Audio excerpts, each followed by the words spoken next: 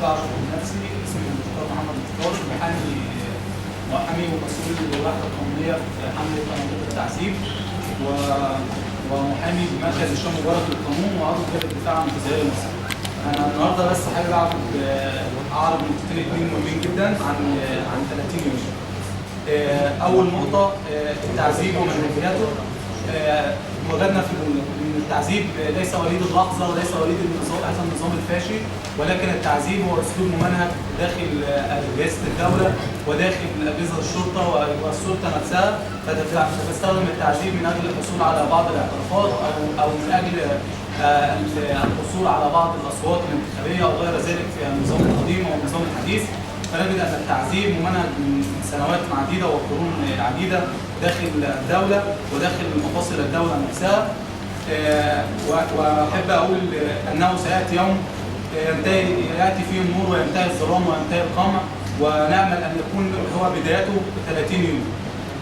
تاني نقطه احب اعرضها ان التعذيب نفسه بيكون بدايته في الاساس هو الاعتقال، فاثناء القبض واثناء التحقيقات واثناء الحبس الاحتياطي للمتهمين واثناء الاجراءات الضبطيه بيعرض المتهم الى التعذيب والتمكين من قبل قوات الامن او من قبل الاشخاص الذين يقومون باعتقاله او يحتجزوه. تاني نقطه احب انوه عنها ان حمله تنظيم التعذيب بالوحده القانونيه بالتوافق مع مراكز حقوقيه كثيره داخل القاهره وبعض المحامين خارج القاهره من محافظات عده، ستقوم برصد حالات التعذيب، وذلك عن طريق اثناء التحقيقات سنقوم بمناظره المتهمين امام النيابه، واذا اثبت ان احد اشخاص المتهمين او المعتقلين تم تعذيبهم اثناء الحبس او اثناء القبض عليهم سيتم اتخاذ الاجراءات القانونيه كامله.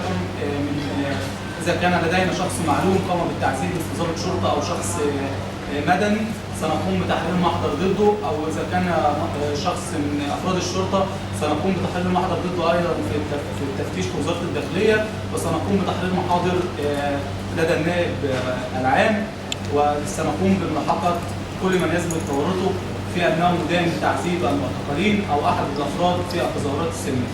شكرا.